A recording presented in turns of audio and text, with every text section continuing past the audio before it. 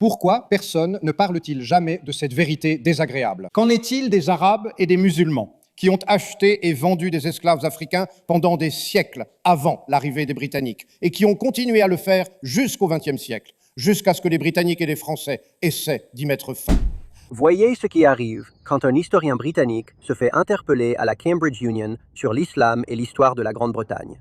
Regardez bien. Et j'aimerais à nouveau passer la parole et j'aimerais souhaiter la bienvenue à Rafe Haydel Menkou pour qu'il prenne la parole. Rafe est auteur, animateur et historien spécialiste des institutions britanniques, de la monarchie et des royaumes du Commonwealth. De la BBC à ABC, Rafe est un commentateur bien connu dans les médias nationaux et internationaux. Administrateur du Royal Canadian Heritage Trust et chercheur principal au New Culture Forum. Rafe, la parole est à vous.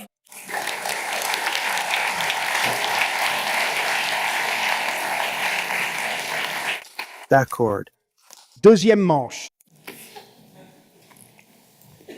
J'ai remporté tous les débats sauf un à University of East Sussex au fil des ans, mais j'ai comme l'impression que celui-ci ne va pas se dérouler comme les précédents. Mais voyons comment cela va se passer ici. C'est un grand plaisir d'être invité à nouveau dans cette auguste assemblée et de voir une salle aussi comble avec un public très enthousiaste, voire énergique ici aujourd'hui. Cela fait 7 ans que je ne suis pas venu ici et les campus universitaires ainsi que cette assemblée étaient bien plus calmes à l'époque. Et sans aucun doute, l'un des facteurs qui a contribué à cette passion accrue est l'émotion qui entoure des sujets comme le colonialisme et l'Empire. Et je dis cela aussi en tant qu'enfant de l'Empire. Mais vous savez, ces derniers mois, nous avons vu la question de l'esclavage et du colonialisme dépasser le cadre des campus. Comme nous l'avons vu, de la Barbade à la Jamaïque, des personnalités caribéennes demandent à la Grande-Bretagne de verser des réparations pour l'esclavage et des conséquences du colonialisme. Et Madame la Présidente, si nous avions eu ce débat en 1807 ou en 1833, il est probable que j'aurais traversé l'hémicycle pour soutenir la motion d'en face. Parce que bien sûr, les victimes des horreurs épouvantables de l'esclavage auraient été vivantes et méritaient des réparations. Mais nous ne sommes pas en 1807. Nous ne sommes pas en 1907. Nous ne sommes même pas en 2007. Plus de 2 siècles se sont écoulés depuis que la Grande-Bretagne a été le premier empire de l'histoire à abolir l'esclavage. Et le droit aux réparations est mort depuis longtemps, car les réparations relèvent fondamentalement du droit de la responsabilité civile. Le but des dommages-intérêts, de la restauration, des réparations est de remettre la victime, l'esclave, dans la position où elle se trouvait avant que le préjudice ne survienne. L'esclavage, seule la victime directe peut recevoir des dommages-intérêts, pas ses descendants. Et c'est là que réside le problème, car environ 6 ou 7 générations séparent ceux qui vivent aujourd'hui de leurs ancêtres esclaves de l'Empire britannique. Mais pas tout de suite, merci beaucoup. Il est indéniable que les esclaves du XIXe siècle ont subi des horreurs indicibles. En quoi cela peut-il amener à conclure que leurs arrière-petits-enfants sont eux aussi des victimes et méritent des réparations? Au contraire, de la Grande-Bretagne aux Caraïbes, les descendants d'esclaves aujourd'hui ont une vie bien meilleure et de meilleure qualité que celle qu'ils auraient eue si leurs ancêtres étaient restés en Afrique. Et c'est un fait indiscutable. Laissez-moi continuer, je vais vous expliquer pourquoi. Mais d'abord, je vous demande, un descendant actuel d'un esclave a-t-il le droit moral de bénéficier des souffrances de ses ancêtres? Et qui devrait payer? Est-il éthique qu'une personne innocente aujourd'hui soit tenue responsable des péchés de ses ancêtres? Maintenant, la CARICOM, qui est l'organisation caribéenne réclamant des réparations, veut que les contribuables britanniques paient. Mais pourquoi, sur une population de millions de personnes, il n'y avait que 3000 propriétaires d'esclaves en Grande-Bretagne? La grande majorité de la population britannique descend de personnes dont la vie était marquée par une pauvreté et des difficultés extrêmes, travaillant dans des conditions misérables, semblables au servage. Pourquoi devrait-il, en tant que contribuable, payer des réparations? Ce n'est pas encore le cas. Merci. Désormais, 16% de la population britannique est aussi née à l'étranger. Pourquoi devrait-il payer des réparations? Qu'en est-il des descendants d'esclaves en Grande-Bretagne? Pourquoi les habitants de Trinité et Tobago, ici, paieraient-ils des réparations aux Jamaïcains? Mais encore une fois, pourquoi la demande de réparation est-elle toujours centrée et formulée sous l'angle de la Grande-Bretagne? Pourquoi aucun militant ne réclame-t-il de réparation aux États africains complices de l'esclavage? ne devraient-ils pas aussi payer? Ils ont fourni les esclaves qui ont été transférés de l'autre côté de l'océan et des millions d'autres esclaves ont été maintenus en esclavage en Afrique par d'autres Africains, tout comme ceux qui étaient transportés à travers l'Atlantique. Pourquoi personne ne parle-t-il jamais de cette vérité désagréable? Qu'en est-il des Arabes et des musulmans qui ont acheté et vendu des esclaves africains pendant des siècles avant l'arrivée des Britanniques et qui ont continué à le faire jusqu'au XXe siècle, jusqu'à ce que les Britanniques et les Français essaient d'y mettre fin? Et que dire de l'esclavage qui existe encore aujourd'hui? L'Organisation internationale du travail affirme qu'actuellement, environ 7 Africains sur 1000 sont esclaves. 10 millions de personnes. En 2017, CNN a rapporté que des centaines d'esclaves sont vendus chaque semaine en Libye. On consacre tant d'énergie aux réparations historiques et au sort des esclaves. Je serais plus réceptif à cet argument si les personnes qui militent activement, qui poursuivent activement cette démarche, se faisaient tout autant entendre à propos des situations bien plus horribles des esclaves d'aujourd'hui, alors qu'il y a aujourd'hui plus d'esclaves en servitude, en esclavage, qu'il n'en a jamais traversé l'Atlantique. Où sont donc les manifestations devant le Haut Commissariat du Nigeria? Où sont les manifestations devant les ambassades du Niger, qui comptent aujourd'hui 800 000 esclaves? Et qu'en est-il du Mali, du Tchad, du Soudan et du Cameroun? On dirait qu'il y a une motivation cachée derrière la demande d'excuses et de réparation uniquement à la Grande-Bretagne. Et jusqu'où devrions-nous? J'adorerais le faire. Et normalement, je le ferai peut-être un peu plus tard. Mais là, je commence à prendre le rythme. Jusqu'où devrions-nous aller? Le Royaume-Uni doit-il réclamer des réparations pour les esclaves de barbarie? 1 million d'Européens, au même moment où des Africains traversaient l'Atlantique. 1 million d'Européens ont été réduits en esclavage par les États ottomans, du Maroc, de l'Algérie et de la Tunisie. Cela a continué après l'abolition de la traite des esclaves par les Britanniques. Le Royaume-Uni doit-il réclamer des réparations à l'Afrique du Nord? Bien sûr que non. Il est temps d'aller de l'avant et nous devrions en faire autant. Élargissons notre regard du seul esclavage au colonialisme en général. Quel désavantage le colonialisme a-t-il réellement causé à ceux qui vivent dans les anciennes colonies britanniques des Caraïbes? Des avantages par rapport à qui? Cela rejoint votre question.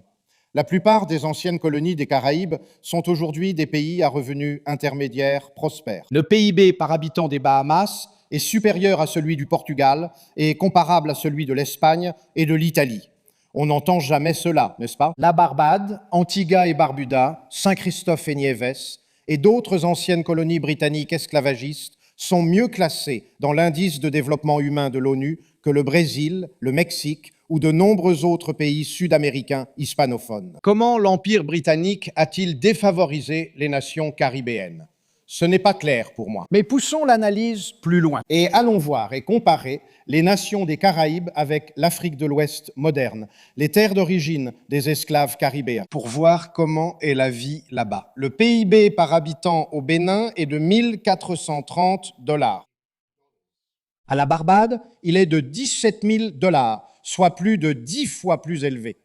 L'espérance de vie au Bénin est de 62 ans. À la Barbade, elle est de 79 ans. Plutôt que d'envoyer des chèques à des régions aisées du monde, pourquoi ne pas se concentrer sur les pays et les zones réellement appauvris qui ont besoin d'aide? Une aide financière sans lien avec des tentatives supposées de se donner bonne conscience. C'est très clair. Bien que l'esclavage ait été abominable pour les personnes réduites en esclavage, si elles étaient restées en Afrique, la vie de leurs descendants aujourd'hui serait indéniablement pire. Alors pourquoi exactement demande-t-on à la Grande-Bretagne de payer des réparations? Parce que la Grande-Bretagne n'a pas été le premier empire en Afrique, en Inde, dans les Amériques.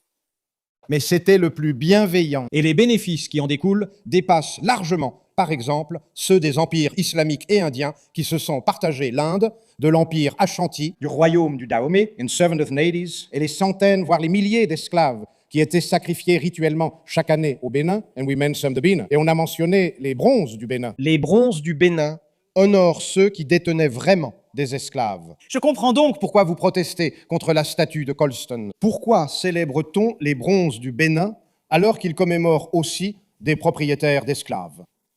Oui, s'il vous plaît. 40%, vous avez raison. 40% du budget a servi à libérer les esclaves en payant leurs propriétaires. Mais en pratique, l'abolition de la traite des esclaves n'aurait jamais eu lieu sans cela. Pour beaucoup des 3000 propriétaires d'esclaves, c'était leur unique source de revenus et d'investissement. Le Parlement ne l'aurait jamais adopté. Non, mais il faut être factuel et pragmatique. Pour abolir l'esclavage, il a fallu des compromis. C'est ainsi que cela s'est fait. La traite des esclaves n'a pas favorisé la révolution industrielle, ayant été abolie bien trop tôt. Seulement 5% du PIB était lié à la traite des esclaves. Alors pourquoi nous excusons-nous pour la Grande-Bretagne ? Est-ce que nous nous excusons auprès de la Grande-Bretagne pour avoir introduit des politiques de nutrition et de stockage des aliments qui ont entraîné une diminution des famines sur le sous-continent, alors qu'en Inde, il y avait une famine tous les 40 ans? La population de l'Inde est passée de 170 millions à 450 millions pendant la période du Raj. Grâce à la médecine, la santé, des normes nutritionnelles strictes et le stockage des aliments se sont améliorés par rapport au passé. Jamais l'Inde n'avait connu une telle croissance démographique. Et n'oublions pas non plus ce que la Grande-Bretagne a fait pour les droits des femmes, car je pense qu'il est juste de dire que c'est grâce à l'Empire britannique que nous avons eu l'avancement des femmes dans la société en Afrique et en Inde. L'histoire de l'Inde est marquée par l'oppression des femmes. Les Britanniques ont aboli la sati, le fait de brûler les veuves sur le bûcher funéraire de leur mari.